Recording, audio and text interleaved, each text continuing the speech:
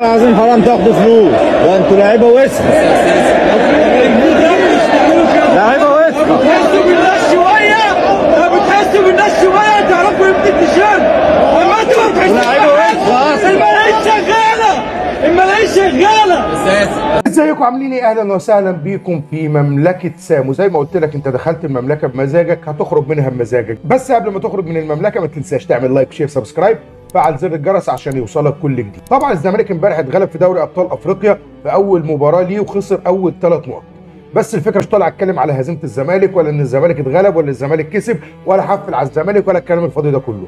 انا هتكلم على حاجه واحده يا جماعه، الجماهير اللي انتوا شايفينها ديت اللي ماشيه مقهوره، الجماهير اللي انتوا خلاص جبتوها الارض، الجماهير اللي خلاص تعبت وساندتكم في كل مكان، الجماهير اللي مشيت وراكم من اسوان للمحله لاسكندريه، حرام عليكم اللي بتعملوه في الجماهير ده يا جماعه. والله العظيم اقسم بالله اللي انتوا بتعملوه فيهم حرام. لعيبه نادي الزمالك ومجلس ادارتها اللي بيعملوه في جمهورهم حرام. النقطه الاهم اللي عايز اتكلم فيها وهو رد فعل شيكابالا امبارح لما تم التغيير الاخير وما نزلش شيكابالا.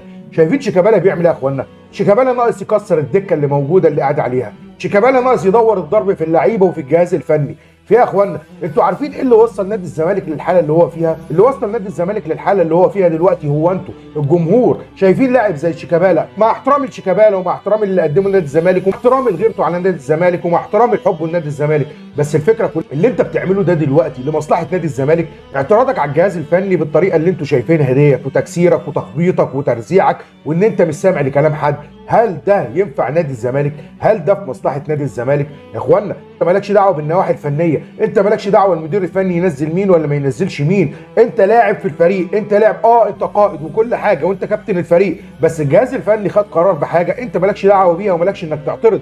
بنشوف النادي الاهلي، لو انت في النادي الاهلي عمرك ما كنت تقدر تعمل الكلام ده يا شيكابالا، عمرك والله ما كنت تقدر تعمل ربع اللي انت بتعمله مع جماهير نادي الزمالك ومع مجلس اداره نادي الزمالك ومع الجهاز الفني لنادي الزمالك. لازم يبقى في احترام للنادي اللي انت فيه، حتى لو انت شايف ان المدير الفني غلطان وان هو كان لازم ينزلك، بس طالما المدير الفني اختار اللعيبه اللي يلعب بيها انت مالكش انك تعترض. المفروض ان انت قائد للفريق، المفروض انك تبقى قدوه للي حواليك كلهم، مش تعترض بالمنظر اللي انتوا شايفينه ده يا جماعه. زي ما قلت لكم انتوا اللي عملتوا في فرقتكم كده، انتوا اللي عملتوا في لعيبتكم كده، لو انتوا ليكوا واقفه معاهم مش هيكرروا اللي بيعملوه ده. اكلوا النجيله عشان خاطر ما ينفعش نادي الزمالك يبقى دلوقتي بينافس على سادس الدوري واول ماتش ليه مع فرقه ما كسبتش قبل كده، مش فريق جزائري كسب فرقه مصريه وخصوصا على ارض مصر، الا على ايديكم انتوا، الا على ايد الزمالك والمنظومه اللي لازم تتغير في نادي الزمالك عشان خاطر جمهور نادي الزمالك.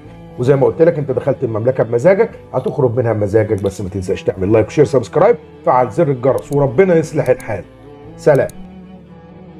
حسبي الله ونعم الوكيل. الجمهور ده كله مروح زعلان في حين ان 30 مشجع ولا 40 مشجع لشباب بلوزداد مروحين فرحانين.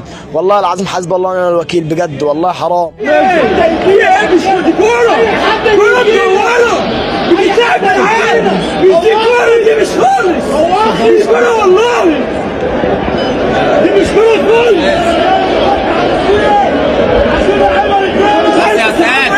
دي كوره ايه ده؟ لو 11 راجل في المدرج نزلوا لعبوا العبوا ارجل منكم بس يا استاذ. يا عم ده ما بيشيلش مغلق وتجي نتفرج عليكم. حسب الله ونعم